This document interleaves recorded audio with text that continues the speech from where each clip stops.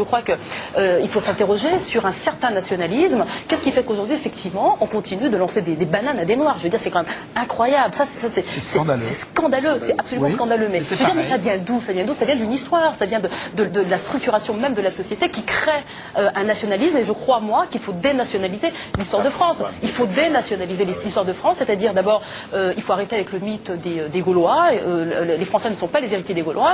C'est un patchwork. C'est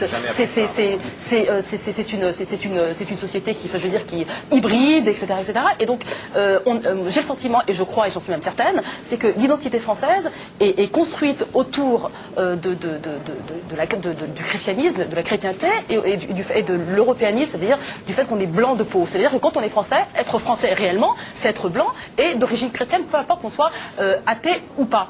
Et j'aimerais dire une chose. Et souvenez-vous de la phrase extraordinaire de Chirac, un certain 17 juillet, lorsqu'il a dit, il a parlé, alors je ne me souviens pas du contexte, mais il a parlé de Français, de Juifs et de musulmans. Les Juifs étaient déjà en extériorité et les musulmans encore plus. Si vous voulez, si je peux vous donner une image, la carte de Paris, la région parisienne. Alors on a les franco-français qui sont centraux dans l'identité française, c'est-à-dire les chrétiens blancs, et autour on a les juifs qui sont pas tout à fait des Français comme les autres. Souvenez-vous, Monsieur Finkielkraut, de cette phrase de Chirac que vous n'avez pas pu oublier, puisqu'en fait il a mis et les juifs et les musulmans dans le même sac.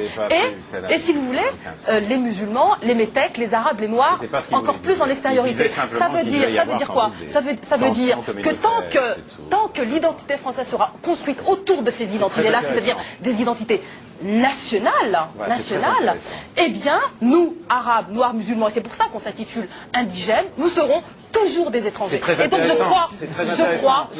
crois qu'il faut faire exploser, je dis bien exploser, cette identité franco-centrée. C'est magnifique.